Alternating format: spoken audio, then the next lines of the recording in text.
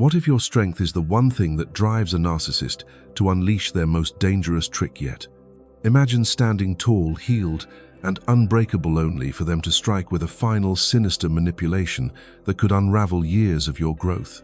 Carl Jung uncovered this chilling truth. When a narcissist sees you as too strong to control, they panic and deploy a psychological trap you'd never see coming. In this video, we'll dive into this last dirty trick and arm you with Carl Jung's wisdom to protect your true self. Stay with us, this could save your healing journey. Have you ever noticed how some people get uneasy when you start standing up for yourself? Maybe it's a friend who suddenly pulls away, a partner who turns cold, or a boss who seems threatened by your confidence. If this rings a bell, you might be dealing with a narcissist and their reaction isn't random. Carl Jung uncovered a fascinating truth. Narcissists don't just fear rejection or abandonment. Their deepest dread is the moment you become psychologically stronger than they are. This is what Carl Jung called the power inversion crisis, and it's the tipping point that sets their most dangerous games in motion. Let's break it down and see why your strength shakes them to their core. So, what makes a narcissist tick? According to Carl Jung, narcissists operate from what he termed the inflated ego, a fragile sense of self that relies on constant validation and control. They feed off what's known as psychological supply, the admiration, attention, or even submission they extract from others. When you're weak, confused, seeking approval, or dependent, you're the perfect fuel for their ego. They thrive on your vulnerability, using it to prop up their illusion of superiority. But the moment you start healing, setting boundaries, or trusting your own instincts, that dynamic shifts. Your strength becomes a mirror, reflecting their inner emptiness. And that's when the panic sets in. Take Anna, a 34-year-old from Seattle, as an example. For years, Anna was in a relationship with a narcissistic partner who controlled her every move, dictating her friends, her career choices, even her hobbies. She stayed because she thought his approval defined her worth. But after starting therapy, Anna began to rebuild her self-esteem. She set boundaries, like refusing to cancel plans for his demands, and started pursuing her passion for photography. At first, her partner praised her growth, but as Anna grew more independent, his demeanor changed. He grew silent, then critical, accusing her of being self-absorbed. Anna didn't realize it, but her strength had triggered his power inversion crisis. Her newfound power threatened his control, and he couldn't handle it. This reaction isn't unique to Anna's story. Narcissists rely on keeping you small to feel big. When you were vulnerable, you fed their psychological supply. Your need for their approval gave them power. But as you heal, you stop playing that role. You might start saying no, walking away from toxic dynamics, or pursuing your own goals. To a narcissist, this isn't just a change, it's a rebellion against their entire identity. Carl Jung believed this shift exposes their shadow, the repressed insecurities and weaknesses they've buried under their inflated ego. Your strength forces them to confront what they've avoided, and that's why they fight back so hard. Let's dig deeper. Why does your strength feel like a threat? Carl Jung's concept of the shadow suggests that narcissists project their own flaws onto others to avoid self-reflection. When you're weak, they can blame you for their problems. You were the reason I'm stressed, or you made me angry. But when you grow stronger, that projection fails. You no longer accept their blame, and suddenly, they're left facing their own shadow. This is the power inversion crisis in action. For example, if a narcissist has hidden their fear of failure, they might accuse you of being arrogant when you succeed. Your strength becomes a spotlight on their weakness, and they'll do anything to dim it. Consider another case. Mark, a 40-year-old from Chicago, worked under a narcissistic manager. Mark used to stay late, take on extra tasks, and seek his boss's approval to feel valued. But after attending a self-help workshop, Mark learned to prioritize his well-being, setting limits like leaving on time. His manager's response was swift, started nitpicking Mark's work, claiming he'd lost his team spirit. What Mark didn't see at first was that his strength had flipped the power dynamic. His manager feared losing control over Mark's dedication, a key part of his psychological supply. This tension is the root of the narcissist's next move, which we'll uncover in the next chapter. So, How can you spot this fear in action? Look for signs of discomfort when you assert yourself. Do they criticize your new confidence? Do they withdraw affection or lash out when you set a boundary? These are red flags of the power inversion crisis. Carl Jung suggested that understanding this shift is the first step to protecting yourself. The more you grow, the more they'll resist. But that resistance is proof of your power. Here's a quick exercise to try right now. Think of a time someone reacted negatively when you stood up for yourself. What did they say or do? Write it down and ask, was this about my strength threatening their control? Be honest with yourself. This reflection can help you recognize the power inversion crisis in your own life. Share your thoughts in the comments. We'd love to hear how you've seen this play out. Before we move on, let's address a common question. Why do they care so much? Narcissists aren't just controlling, they're terrified of their own vulnerability.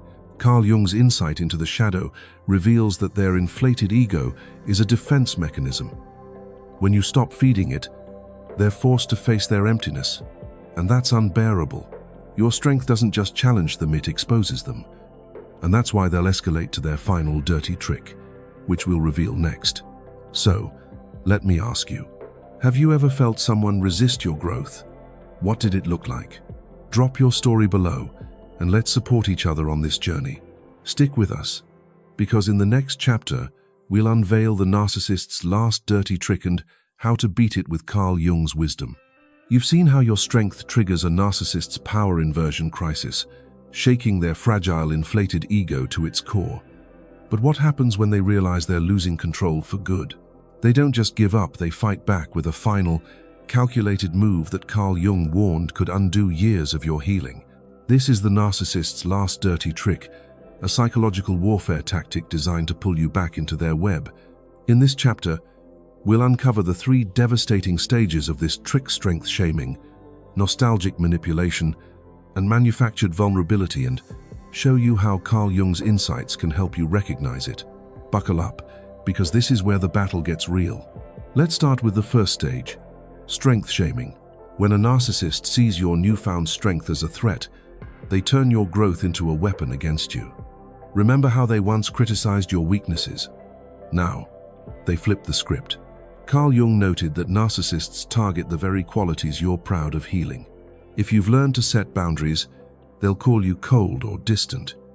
If you've found your voice, they'll label you aggressive. If you've built confidence, they'll accuse you of being arrogant. This isn't random, it's a deliberate attempt to make you doubt the progress you've worked so hard for. Carl Jung called this strength shaming, and it's designed to erode your self-worth at its strongest point. Take Sarah, a 36-year-old from Los Angeles, as an example. After years of enduring a narcissistic ex-husband's control, Sarah started therapy and rebuilt her self-esteem. She set firm boundaries, like refusing to answer his late-night calls, and pursued her dream of opening a small bakery. At first, her ex seemed supportive, but as her business grew, he began attacking her success. "You've changed," he sneered. "You used to be so sweet and caring, now you're just selfish." Sarah felt a pang of guilt, wondering if she'd become too hard. What she didn't realize was that her strength, her independence and ambition was exactly what her ex feared, and his strength shaming was his first strike to reclaim control.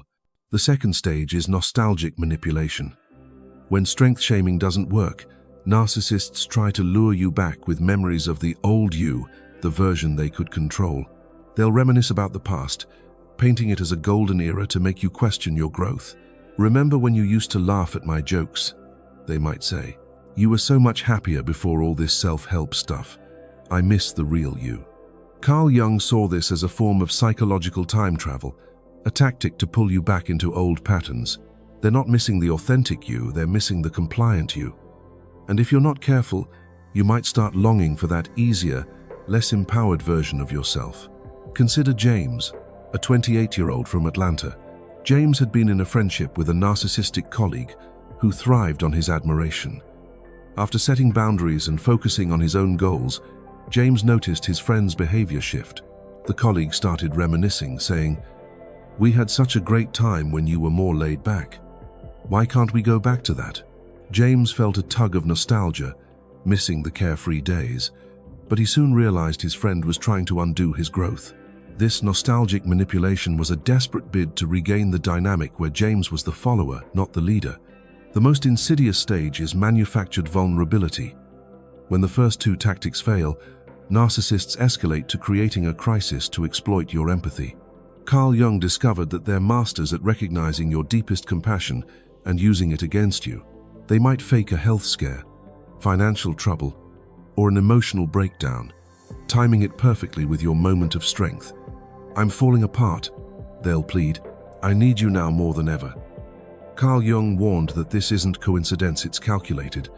They've kept mental notes on what triggers your guilt and caretaking instincts, weaponizing your kindness to break your boundaries. Let's look at Emily, a 31-year-old from Portland. After leaving a narcissistic boss who thrived on her overtime work, Emily focused on her mental health and new freelance career. Just as she gained confidence, her ex-boss called, claiming a sudden family emergency and begging for her help. Emily felt compelled to step in, but it turned out he'd exaggerated the crisis to pull her back. Carl Jung's insight reveals that narcissists often manufacture these problems, sabotaging their own lives to create a situation where you feel obligated to save them. This serves two purposes. It reverts you to the caretaker role and proves they still hold power. Why is this trick so dangerous? Carl Jung observed that narcissists specifically ask you to sacrifice the boundaries and values you've fought to establish. "I know you don't lend money," they might say, "but this is different." Or, "I know you need space, but I'm desperate." Just this once, is a test to see if you'll prioritize their needs over your healing. If you fall for it, Carl Jung warned, you risk losing the progress you've made toward individuation, becoming your true self. So, how do you spot these stages? Look for patterns. Does their criticism focus on your strengths? Do they bring up the past to make you doubt your growth? Are their crises suspiciously timed with your success? These are signs of the narcissist's last dirty trick. Carl Jung suggested that awareness is your first defense. Recognizing these tactics can stop them from pulling you back. Here's a quick exercise to try now. Think of a time someone criticized your growth or brought up the past to guilt you. What did they say? Write it down and ask, was this an attempt to shame my strength or pull me back? Share your insights in the comments. We're here to support you. This reflection can help you stay one step ahead. Before we move on, let's address a fear. What if I feel guilty for not helping? Carl Jung's concept of differentiated compassion offers a solution. You can empathize with their struggle without taking responsibility for it. Your strength isn't about being cold, it's about choosing your own path. The narcissist's trick only works if you forget that. So, let me ask you, have you faced strength shaming or nostalgic manipulation? What did it feel like? Drop your experience below, and let's learn from each other. Stick with us, because in the next chapter, we'll explore how to protect your true self from this final assault with Carl Jung's wisdom. You've uncovered the narcissist's last dirty trick: strength shaming, nostalgic manipulation, and manufactured vulnerability, and how it threatens to undo your healing. But knowing the trap is only half the battle. The real power lies in protecting your true self from their psychological warfare. Carl Jung offered tools to not just survive this assault, but to thrive beyond it, using his concepts of individuation and differentiated compassion. In this chapter, we'll walk you through practical steps to shield your growth, recognize their manipulations, and reclaim your authenticity. This is your moment to rise. Let's get started. First, let's talk about recognition. The key to defeating the narcissist's trick is spotting it in action. Carl Jung taught that awareness is your first line of defense against projection, the way narcissists dump their shadow onto you.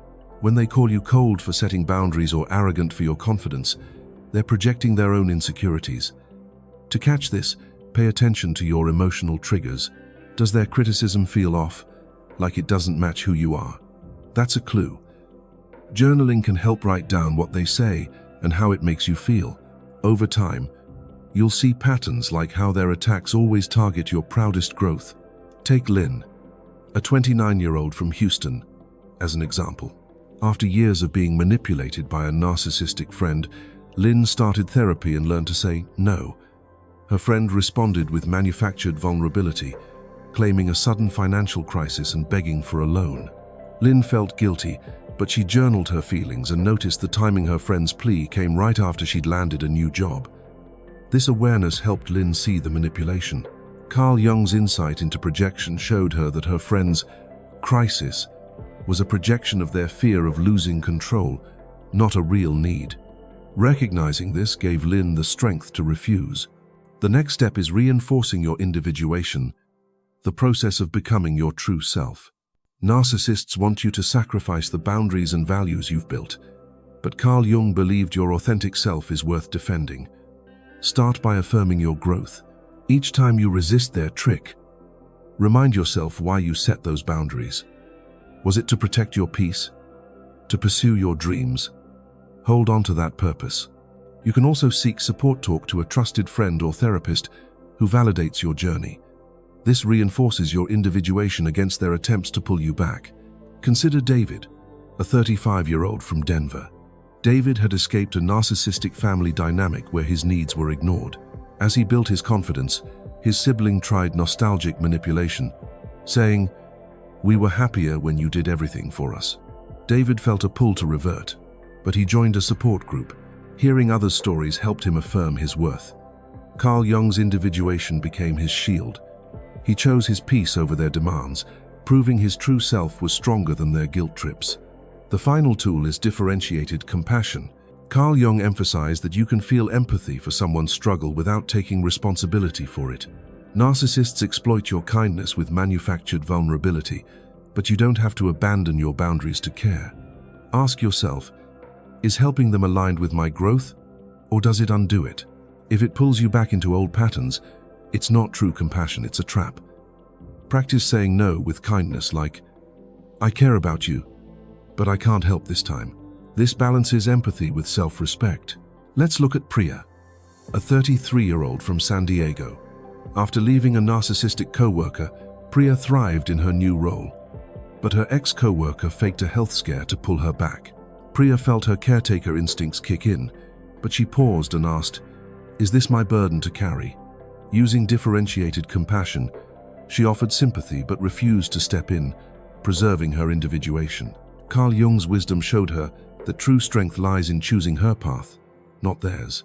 How do you put this into action? Start with small steps. If you suspect projection, challenge the narrative. Ask, is this their flaw, not mine? If they use nostalgic manipulation, remind yourself why you've grown beyond that past. For manufactured vulnerability, set a firm but kind boundary. You can also meditate or reflect daily, asking, what does my true self need today?